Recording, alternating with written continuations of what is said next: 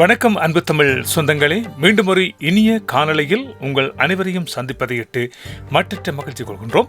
இன்றும் கூட நாங்கள் கனடாவில் அமைந்திருக்கின்ற டொலரம்மா என்று சொல்லப்படுகின்ற ஒரு நிறுவனத்துக்கு தான் உங்களை அழைத்து செல்ல போகிறோம். இந்த டொலரம்மாவில் என்னென்ன பொருட்கள் இருக்கிறது, எப்படி விற்பனையாகின்றது என்பதையெல்லாம் பார்த்துக் கொள்ளலாம். வாருங்கள், காணொளிக்குள் செல்வோம்.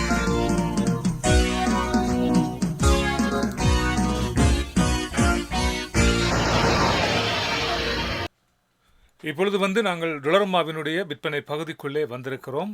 ஆரம்ப இடமாக இது இருக்கிறது. இந்த இடத்திலிருந்து தான் நாங்கள் பொருட்களை கொள்வனம் செய்து கொண்டு உள்ளே செல்ல வேண்டும். உள்ளே வருகின்ற வேளையில் பார்த்தீர்களானால் நிறைய பொருட்கள் இங்கே விற்பனைக்காக வைக்கப்பட்டு இருக்கிறது. சரி உறவுகளே, நீங்கள் டொலரம்மாவுக்கு உள்ளுக்குள்ளே இப்பொழுது நாங்கள் வந்திருக்கின்றோம். இப்பொழுது பார்த்தீர்களானால் இங்கே $4 குறைவான பொருட்களை விற்பனையாகிறது. அதிகூடுதலான விற்பனை பெறுமதி $4 இருக்கும். அதற்கு உட்பட்டதாகத்தான் பொருட்கள் எல்லாம் இருக்கும். இந்த டொலரம்மா எப்படி ஆரம்பிக்கப்பட்டது என்பதை நாங்கள் பார்த்தோமானால் 1910ஆம் ஆண்டு மொன்றியலிலே லெபனானில் இருந்து குடியேற்றவாசியாக இங்கு வந்து குடியேறிய சலீம் ராக்சி என்பவரால் தான் முதலாக இந்த டொலர் ஸ்டோர் நிறுவப்பட்டதாக சொல்லப்படுகிறது. அதன் பிற்பாடு அவர் அதனை ரோசி என்னும் பெயருக்கு அவர் மாற்றம் செய்து அவரது மகன் யோஜ் 1937 அதை ஒரு சில்லறை விற்பனை நிலையமாக எடுத்துக்கொண்டார் என்று சொல்லப்படுகிறது. பின்னர் 1973 அவர் இறக்கும் வரையில் இந்த நிறுவனத்தை அவரே வழிநடத்தினார் என்று சொல்லப்படுகிறது.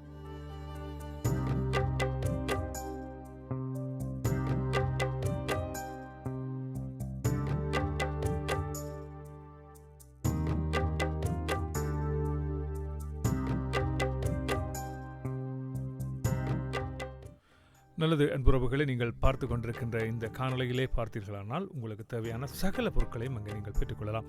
ஒரு விளையாட்டு பொருட்களாக இருக்கட்டும், அல்லது வீட்டை அலங்கரிப்பதற்குரிய பொருட்களாக இருக்கட்டும், அல்லது அழகு சாதன பொருட்களாக இருக்கட்டும், சிறுவர்களுக்கான பாடசாலை உபகரணங்களாக இருக்கட்டும், மிருகங்கள் வளர்ப்புக்கு தேவையான மிருகங்களுக்குரிய உணவுகளாக இருக்கட்டும், அவற்றையெல்லாம் நீங்கள் அங்கே மிக குறைந்த விலையிலே பெற்றுக்கொள்ளக்கூடியதாக இருக்கும்.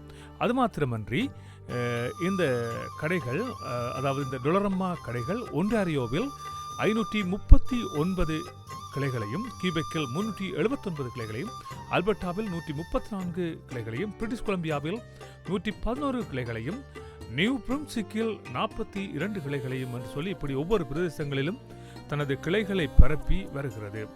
அதே வேளையில் கனடா முழுவதும் 700 புதிய இடங்களில் தனது இந்த நிறுவனத்தை அவர்கள் ஆரம்பிப்பதற்கு உரிய ஏற்பாடுகளையும் செய்து கொண்டு இருக்கிறார்கள் என்று அறியக்கூடியதாக இருக்கிறது.